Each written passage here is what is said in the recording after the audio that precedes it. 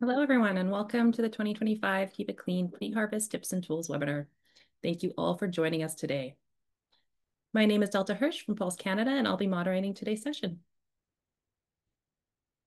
Because an export-driven industry, the success of Canadian agriculture depends on steady and predictable access to major markets. We know that the decisions made on farm play a key role in keeping these markets open. Before we get started, I'll review the Zoom webinar system and explain how to participate in today's event. On your screen, you'll see a chat tab and a Q&A tab. Please use the chat tab for the hellos, the general comments, and especially if you're having any technical difficulties during the webinar. And you can use the Q&A tab to ask questions directly to the presenters. We'll review the questions and respond to them at the end of the webinar, but please, if they come to mind, throw them in there as they do. If we don't get to any of your questions during the Q&A portion, we will follow up with you via email. And if you're like me and you forget or don't think of any questions until the opportunity has passed, you can always email us at info@keepitclean.ca. As a final reminder as well, today's webinar is being recorded, and a recording of today's session will be emailed out to all participants and posted on the Keep It Clean website. All right, so we have a lot to cover this morning. We'll get started. Next slide, please. So today we have 3 speakers with us to provide timely information in the advance of the 2025 harvest, giving us a review of the crop and product combinations that may cause market risks for their respective crops. Please let me introduce Krista Zuzak, Director of Crop Protection and Production for Cereals Canada. She'll also be getting us started by reviewing some important tips on following the label when applying crop protection products this season.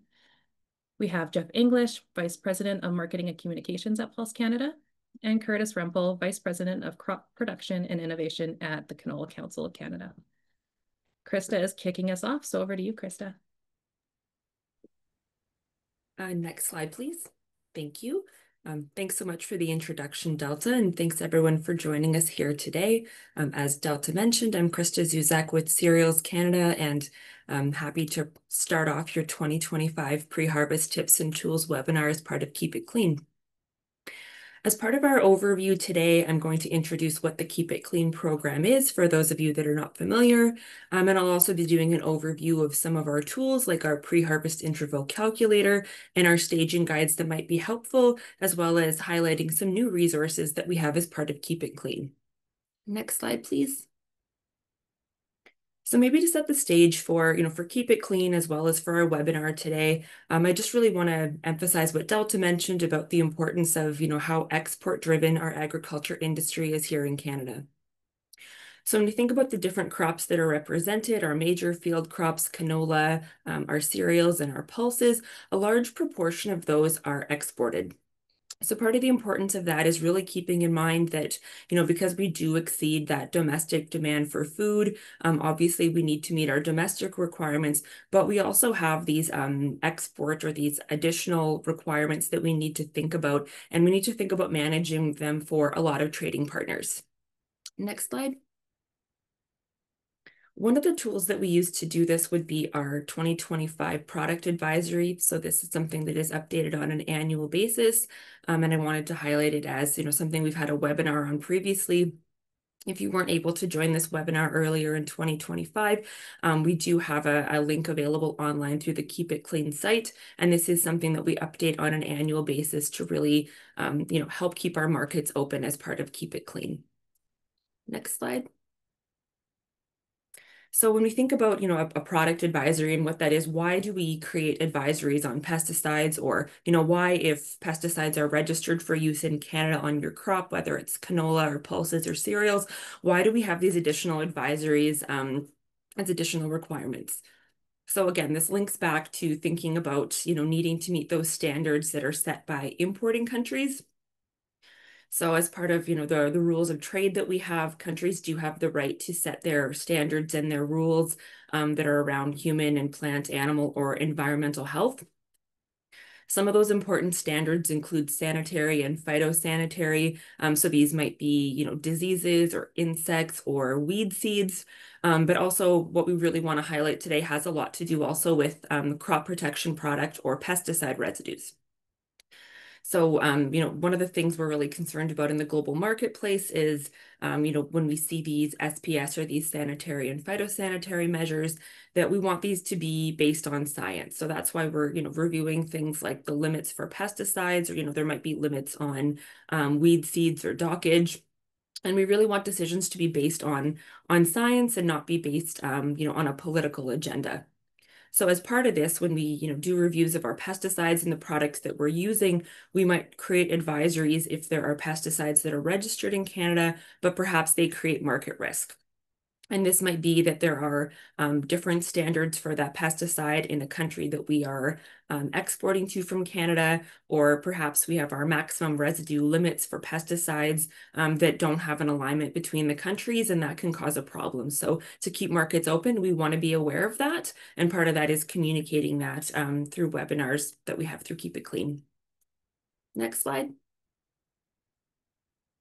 As well, it's important to keep in mind that our conversations with our customers are evolving.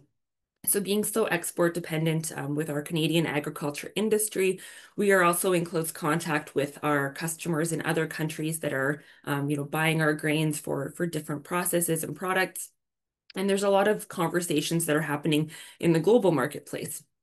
So not only around those SPS issues, but, for example, in Europe right now, there's the new vision for agriculture and food. So this has to do, again, with pesticide residues, including limits that might be there, changing limits as part of some of these policies that are emerging. There's also diseases, as I mentioned, through sanitary and phytosanitary. So this might be something like blackleg being important for certain markets. So managing that here in Canada as best we can. And the same would go for something like ergot, where, we're really trying to stay on top of this issue so that we don't see market access issues in our exports. Next slide. So to address this, what is the industry doing to think about this?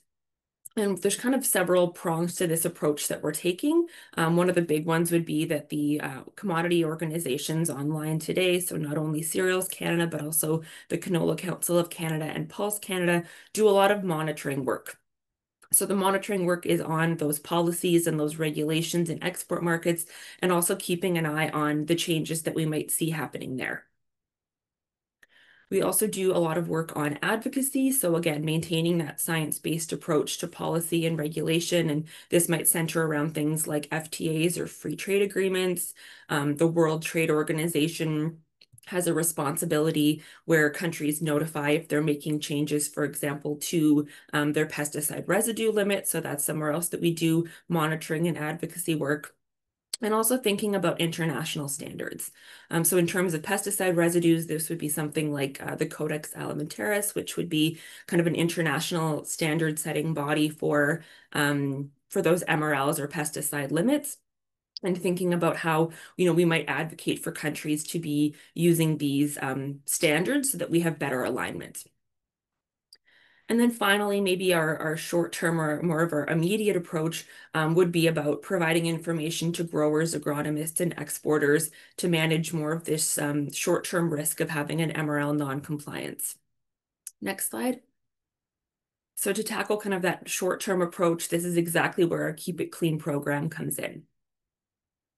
If you're not familiar with our Keep It Clean program, what we are is a joint initiative of the Canola Council of Canada, Cereals Canada, Pulse Canada, as well as the Prairie Oak Growers Association. And our tagline is growing market-ready crops. So really, we're here as a communication tool and a venue and resources to provide updates on these potential market risks and provide resources for on-farm practices so that we can help, through the industry, have our exports meet both domestic and our export standards that are so important.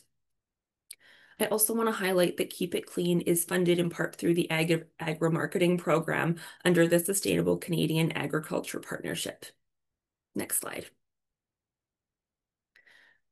So with that, as part of Keep It Clean, we do try to break it down as part of communication into some important tips. So I want to give you a brief overview of the tips that we have through Keep It Clean today, and highlight some particular issues that might be important on the farm for farmers and agronomists in particular.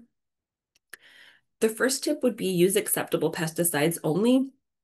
I touched on this already, that really what we're thinking about here is, using pesticides that are not only registered for use on your crop in Canada, but also those that won't create trade concerns. So a lot of this centers around that product advisory that I had mentioned. So, having information, not only what's registered on your crop, but also, what pesticides you might want to be avoiding on certain crops or certain uses, because there might be issues in export markets. And you might wonder how we do this. So sometimes for farmers or agronomists, this can be complicated because something like a maximum residue limit isn't on a product label, or it isn't necessarily well publicized. So one of the best ways to ensure that we're compliant here would be talking to your grain buyer. So having those conversations ahead of time, they have the best understanding of the markets your grain is going to, and really being able to ensure that, the products that you're using are acceptable both domestically, but also for export customers. So we're really able to manage that risk early, and then you don't have an issue of getting to the elevator to deliver your grain and possibly having an issue. Next slide. The second tip for today is always read and follow the label. So when we think about always read and follow the label, our pesticide labels are legal documents. And as part of that, we really want to emphasize following, using the right application timing, applying at the right stage of your crop, and thinking about your pre-harvest interval. So those number of days between applying a product and cutting or harvesting your crop. And by sticking to those, it really helps mitigate the risk of having pesticide residue issues. And this would be because when we're setting those MRLs as a country, or when export countries are setting those MRLs, what they're looking at is, they're being applied according to the label directions to be able to have predictability about residues. Something we've highlighted new this year that I also want to bring attention to as part of our second tip would be drones. So this falls under our always read and follow the label. And we've had a lot of conversations recently, and I know at the farm shows over the summer, drones are something very exciting and innovative for growers to be thinking about. However, it's important to remember that at this time, while there is a lot of advancements in research happening around this technology, spray drones cannot yet be used to apply pesticides on field crops in Canada. So currently there aren't any agriculture field crop chemicals that have, or pesticides that have labels right now that authorize spray drone use. So this puts growers at risk of off-label use, and also can pose a market risk with residues. And we don't want to see enforcement actions happening as a result of using spray drones for pesticides at this time. There is work, as I said, and research that are going into this, and we're hopeful for the future, to have a change in this. But ideally, right now, we don't want to see drones being used for spraying pesticides, because that would be an off-label use. Next slide. Our tip number 3 is manage disease pressures. So this centers around especially thinking about diseases like blackleg or fusarium head blight that can produce mycotoxins that can cause market access issues in certain markets. As part of tip 3 for manage disease pressures, this would include best management practices like growing your best disease-resistant varieties where they're available, thinking about crop rotations that can also help manage diseases and allow those to break down. Another factor would be planting clean seed, or considering seed treatments under those higher risk conditions to help, not only improve the plant's stand and crop competitiveness, but also to manage diseases. And then finally, all of this really rolls into thinking about an integrated pest management approach, or using an IPM approach to have as many tools in the toolbox as possible to manage your diseases. Next slide. Tip number 4 is about storing your crop properly. So when we think about storing our crop properly, this would be things like cleaning out bins before storing your grain, or being aware about approved bin treatments. One of the ones to highlight here on canola would be malathion. So really keeping in mind that we don't want to be using malathion to prepare canola bins for storage, or treating bins that are going to be used to store canola. The other part for store your crop properly would be kind of those general good bin conditions. So keeping our bins cool, dry, well ventilated, and checking their condition regularly if there are issues that are happening in storage. This can be particularly important in cereals for a mycotoxin that is ochratoxin A. So it's something that forms exclusively in storage, and it does cause market access risks in some markets where they have limits that are set for this fungus that might be in your stored grain. Next slide. And our final tip is deliver what you declare. So we have our declaration of eligibility for the delivery of grain. And when growers are signing this, you're signing that you're delivering grain that is of the variety that it's eligible for, or the class, if it's applicable, of what you're delivering. So in addition to that, your grain buyer may also ask you to sign a commercial declaration. So this is where it would indicate that your crop wasn't treated with specific crop input products. So this is where our product advisory comes in. So as part of that product advisory, which we're going to go through a bit for each crop as part of our pre-harvest tips and tools, is also thinking about a lot of those that might cause market risk are included on these commercial declarations through export companies. So we don't want growers, again, to be getting to the elevator and being surprised if you're asked that you sign that you haven't applied a crop protection. So being aware of these products in advance through Keep It Clean, through conversations with your grain buyers, that when you get to the elevator, you're able to sign that off and not have any concerns about the grain that you're delivering. And also one part to highlight that's on your screen as well is it's particularly important on the canola side for thinking about only delivering those registered varieties. Next slide. So to wrap up our tips there, we also have some tools and resources in addition, and I know a few more of those are going to get highlighted later in the webinar by our other presenters, so I don't want to cover it all right now. But we do have a page for tools specifically under keepitclean.ca, and this is where you can find the product advisory that I mentioned, which is annually updated, as well as our pre-harvest glyphosate staging guides, our pre-harvest interval calculator, links to our past webinars, and then we also have a news and updates section and a place where you can download shareable content and some graphics. Next slide. So with that, our pre-harvest glyphosate staging guide is probably one of our most important tools and probably one of the most relevant ones for this webinar.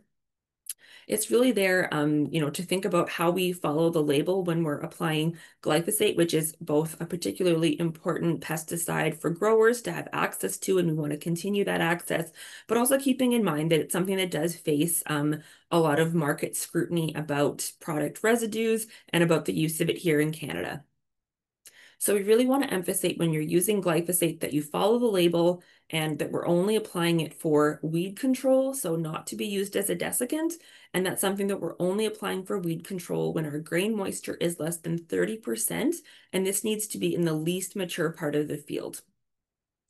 I also want to highlight that it's important to be mindful of any regrowth or late tillering, especially where we might see some seed production, as this can impact your grain moisture assessment, and this can also have negative impacts on your glyphosate residues as a result.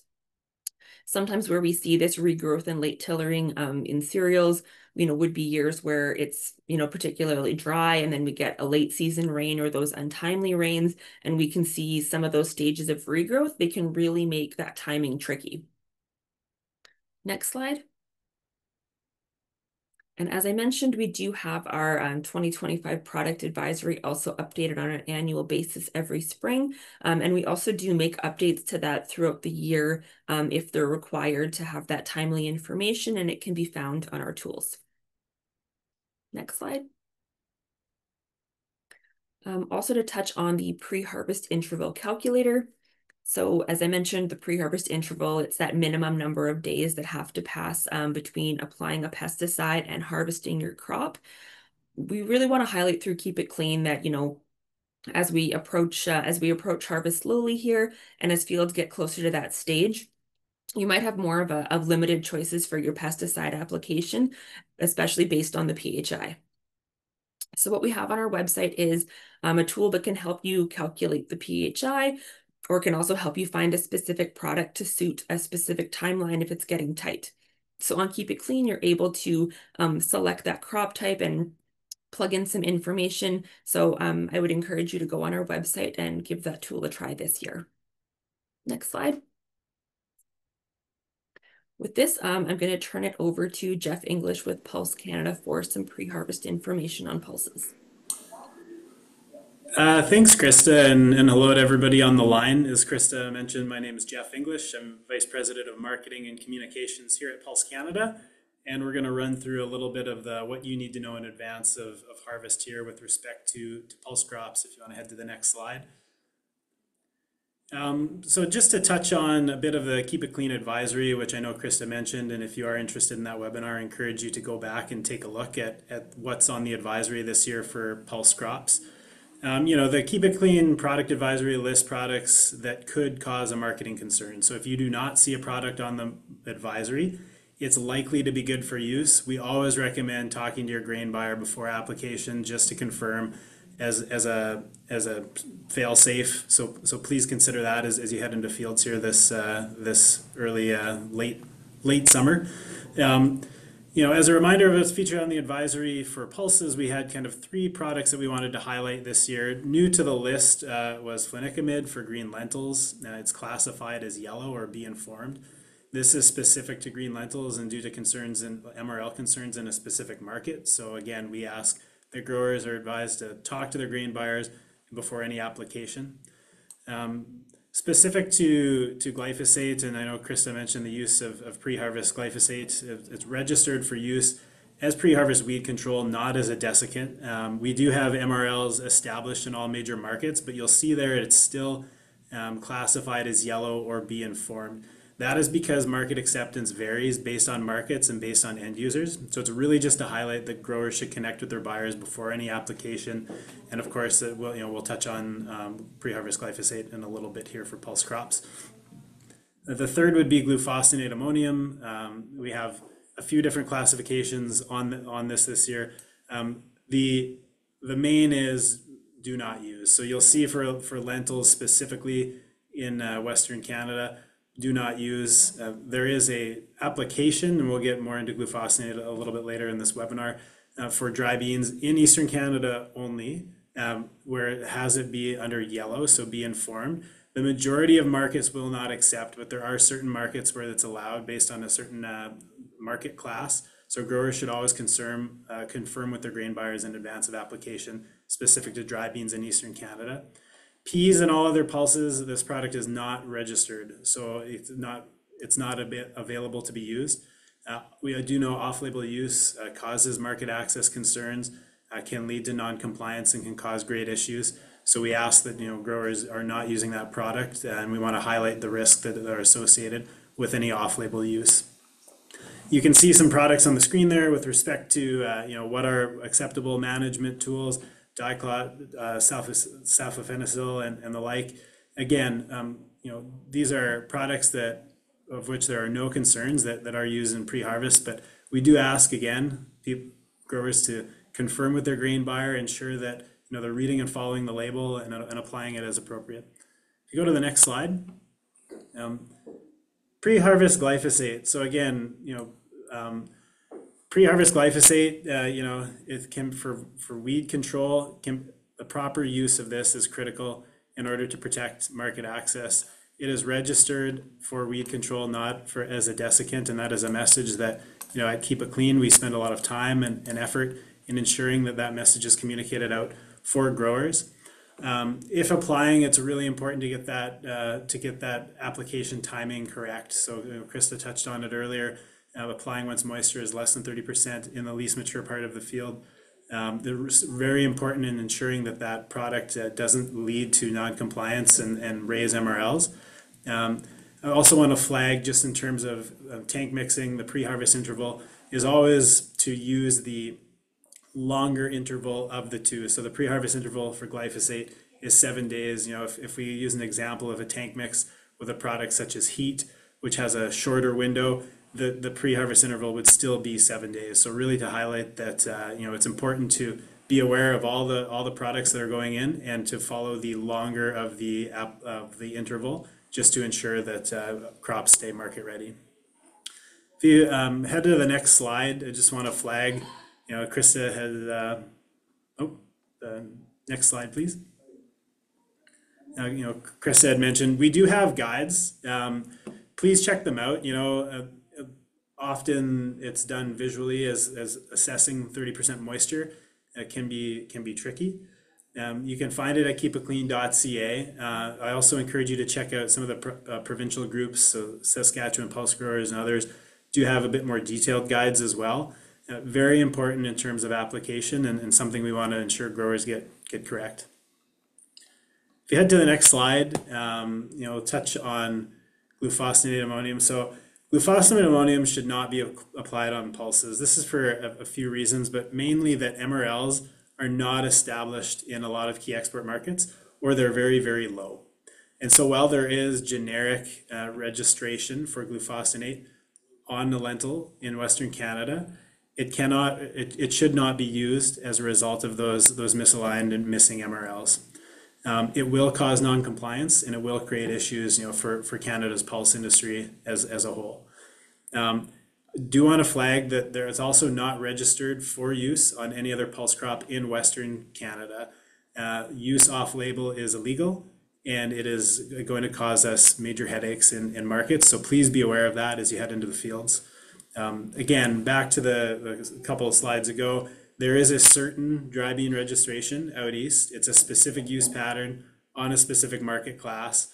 The default should be not to use, but growers in that region are encouraged to speak with their grain buyer just to know in advance now to see if it's acceptable. This is something that the pulse industry is heavily invested in communicating out to growers. We have access to markets around the world that we want to see maintained open, and so we'd like growers to go in eyes wide open in terms of what's applicable. But glufosinate is being communicated as please do not use.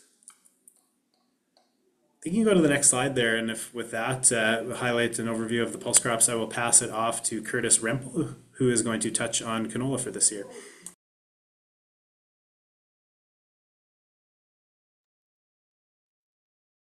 Thank you, Jeff, and welcome everyone. We'll be focusing on some of the Keep It Clean tips now for canola. Next slide, please. With respect to pre-harvest glyphosate for weed control, again, as mentioned several times now, we are looking for application at 30% moisture or later in canola. For canola staging, because of the indeterminate nature of the crop, it can be a little tricky, but we have enough research and I think enough visual guidelines now to really indicate that 30% moisture is 50 to 60% seed color change. And you can determine seed color change by looking at the main stem or the main raceme of the plant. And you're going to go starting from the top to the bottom or bottom to the top, however you want to look at the plants for determination. The top, you're going to look break the pods open, and the seeds should be green, and you should be able to roll them. If you break the pods open and they're juicy and inconsistent and you can't roll them, you're too early. You don't have 30% moisture. Going down the plant again, 50 to 60% seed color change. The middle pods will be mostly brown, but you'll still get some green specking, and the bottom third of the pods are all black. For maximum efficacy for glyphosate for weed control, at this stage, you're looking to apply at least 7 days prior to swathing or harvest, and that's because you want complete good excellent uptake from the weeds by the glyphosate, and that takes a little bit of time. So 7 to 14 days. Next slide, please. Blackleg is our, as mentioned earlier, blackleg is a phytosanitary and phytosanitary trade irritant for export canola. And so at the Canola Council of Canada, we have focused a lot of effort on scouting for, identifying, and then managing blackleg in the canola crop. In order to manage your disease effectively, you need to be able to measure it. And so we advocate scouting at least 60% seed color change. So if you're scouting for pre-harvest glyphosate weed control, now is the same time you're in the same field. Now is a good time to start scouting for blackleg as well. Typically, we advocate walking in a W pattern after you've walked into the field away, and you want to look at least 50 plants. You determine blackleg by pulling the entire plant, and then you clip the plant at the base of the root where the root and the stem come together. And then you look at the cross section of the plant, and you can see the disease severity scale, 0 being a nice white inner pith or inner cortical area. And then you get gradations of blackening, hence the name blackleg, and with up to 100% of the cross section of the stem discolored and diseased. So you'll want to look. You can do a composite, and we have a blackleg yield loss calculator, canolacalculator.ca, and there's more info for managing blackleg at blackleg.ca. And if you go to the next slide, I'll give you a few tips on managing blackleg. So the first to start either to keep blackleg out of your field, or if you do have blackleg, to manage it so it doesn't cause significant yield losses in productivity or profitability, and also become a trade irritant. We have the following recommendations. First of all, crop rotation. It's a big one. A minimum of 2 years is recommended. The reason for that is very simple. We do know from significant research that stubble that's older than 2 years no longer harbors the fungus, or the disease is not present on the stubble any longer. So 2 years is your break time. I just talked about scouting the fields. If you want to manage the fields effectively, you have to know how much disease you have in the field. Variety and seed selection is very important. If you start having 1s and 2s showing up in your field, that the majority of your plants have a 1 and 2 rating, that can give you an indication that blackleg is starting to build up in your field. Of course, if you have a lot of 3s and 4s, you have significant yield loss and you have a significant disease problem. And so in addition to the first 2 points, you're going to want to start thinking about potentially changing your variety.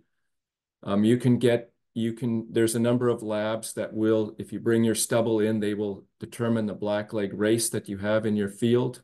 And then a number of our seed providers are now labeling the resistance genes on the variety. And so you can match up the effective gene that's going to be effective on the predominant race that you have in your field. That's probably the best way of managing blackleg, is use an effective set of resistance genes that matches up with the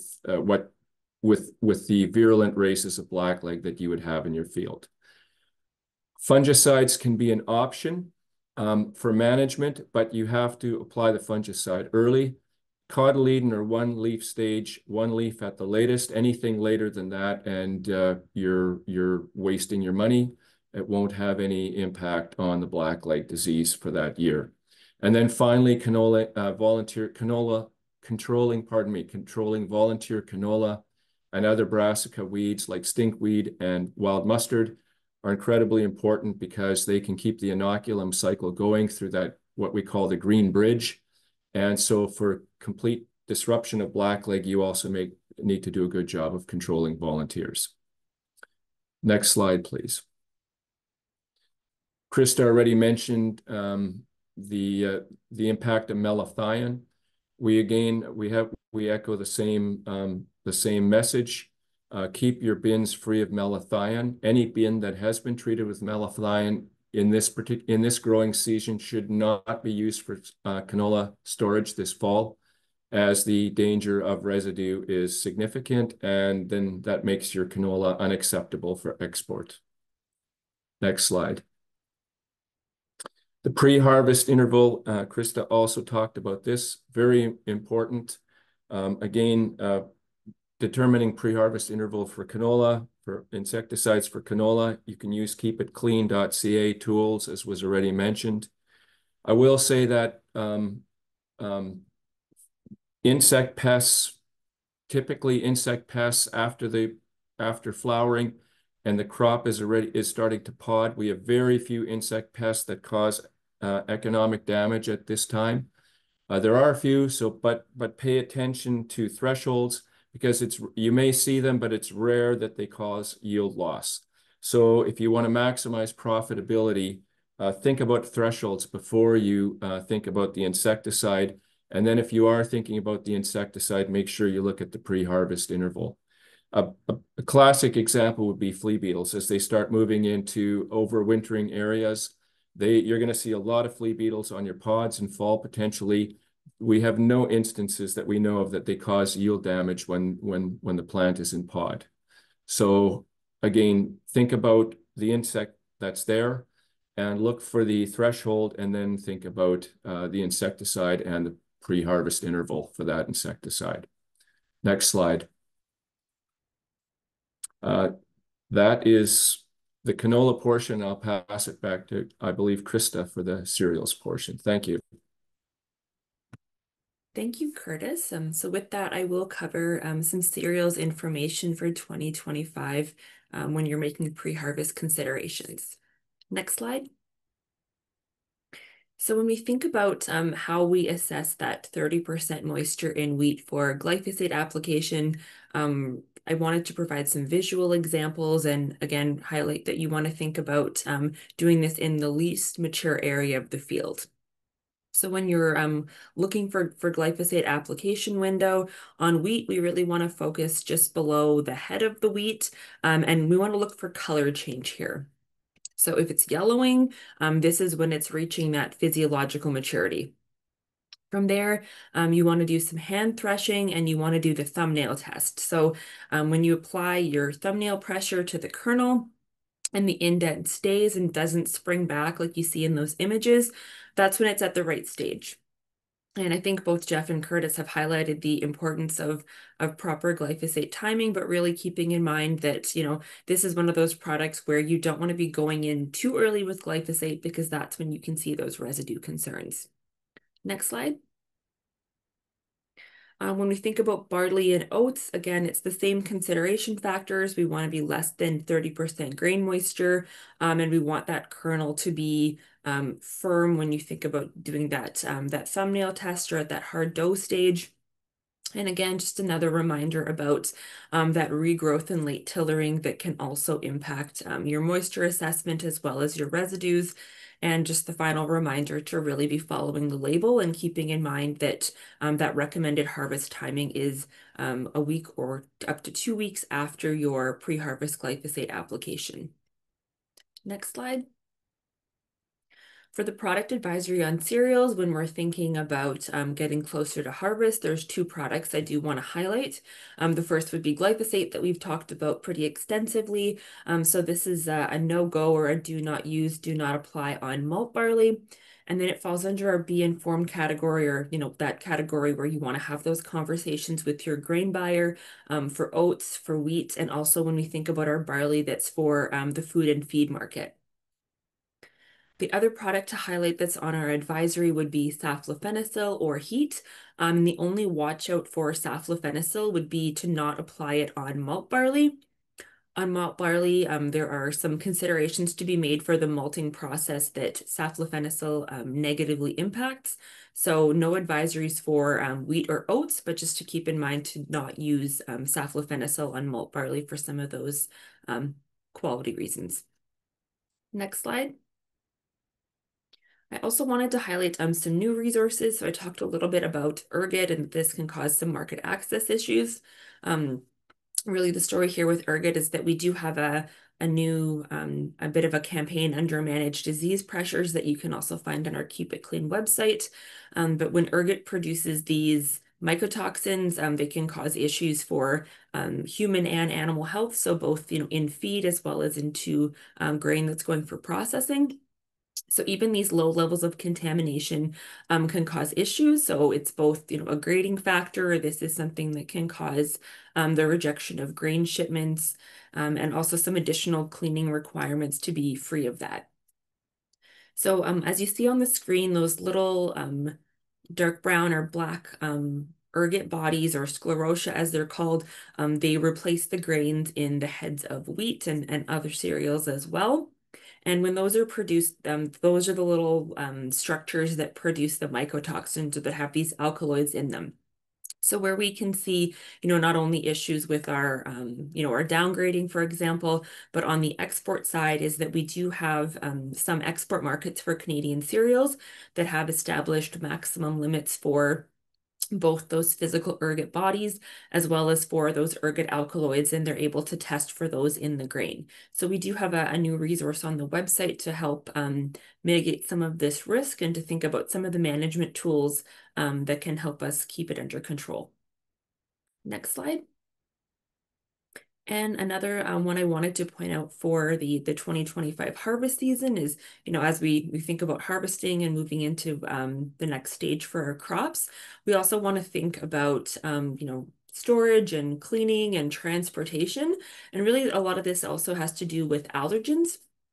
So in cereals, if we have other crop types that are being commingled, like mustard or soy or buckwheat, they can be allergen sources in our export markets. So, unintentionally having, more of these than we would like to see in our cereal crops, these can pose, a consumer health risk, but also something for market access where we have limits on those.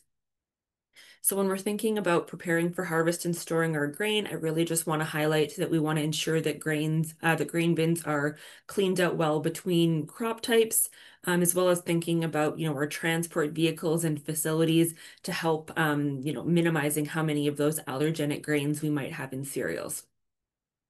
And maybe for an example, something like buckwheat in some of our Asian export markets can cause quite severe allergic reactions. So it might be akin to like a peanut allergy in North America. So we really do want to be sensitive to that.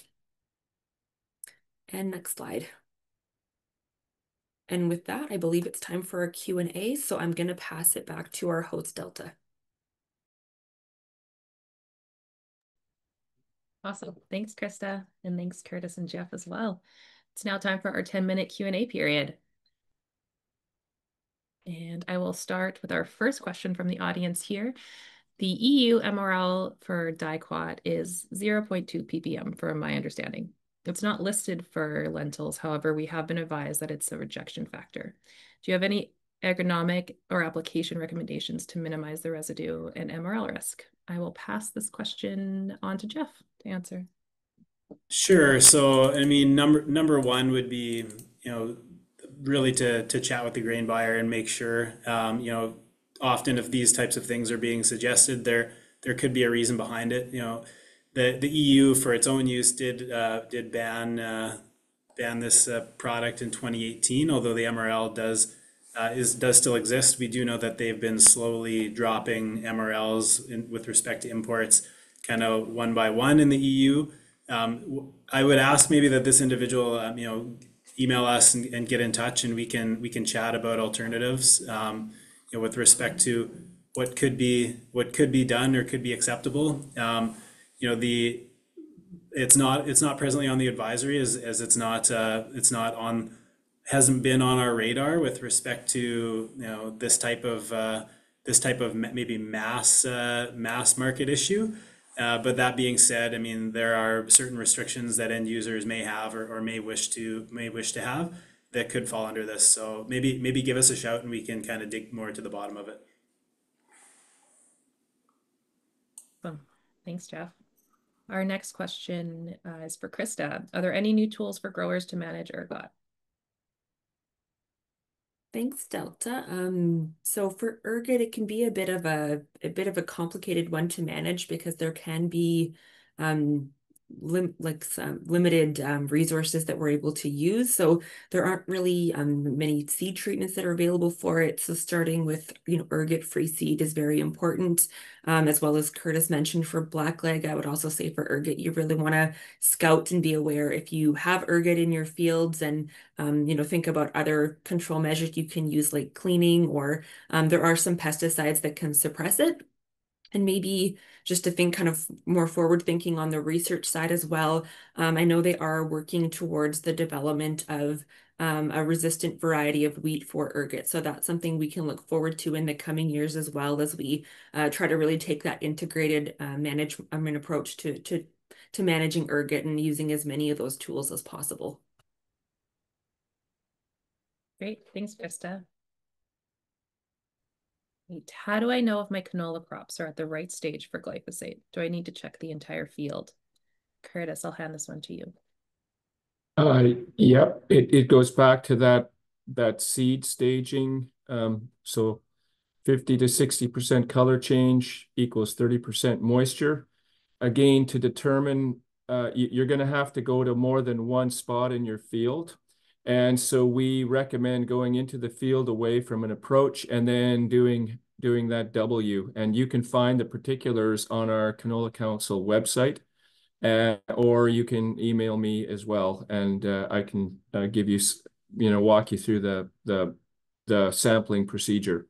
So yeah, you're going to be looking at different areas of the field. I think it's also important to look at the topography of the field a little bit too when you're guiding your sampling path, and make sure you get the tops and the low spots, because you get differential maturation of the crop when you're looking at knolls versus low spots as well. And so you'll have to take a composite, and typically, if you're 60% on the high spots, you're going to be 45 to 50 on the low spots, but you might want to you'll need to verify that a little bit with scouting.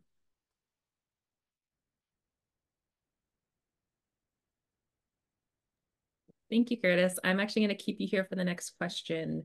A little bit of an elaboration, but are there any special considerations that should be given in those areas who have a lot of moisture this year? Yeah, the areas that have a lot of moisture, you may have some. It may slow down the maturation of the crop a bit. And so you may have to go out then and scout more than one time, and really pay attention to that split, top, middle, and bottom third, to get the staging right.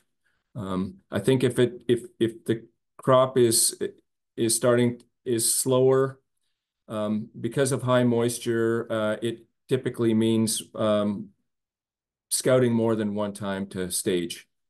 And so, yeah, a little more labor intensive, but by doing that, you'll get the right timing. Perfect. Thank you so much. Okay, we can go to the next slide now here. Thank you, everyone, for everything today. Just a few final notes. If any of your questions did not get answered during the session today, we are going to be sending an email with the response there as well. If you think of anything after this webinar is over, or about the content or anything at all, just feel free to send us an email at info@keepitclean.ca. As you exit, there's going to be a Zoom feedback survey that'll pop up on your screen. We really appreciate the comments and any feedback to help inform future webinars. We do this every year. And another reminder that we will be emailing out the link to the webinar recording, and you're welcome to share the recording or any Keep It Clean resources with your network, anyone you find value in it, and we deeply obviously encourage you to do so. So if you know anyone who will have any questions or could use it, please do send it along. And finally, for those of you interested in getting CEUs for participating in today's webinar, we will be submitting a list of the CCAs who attended today's live webinar, along with the CCA numbers we collected at registration. So if you miss providing your CCA number, please give us an email and we'll add you to the list.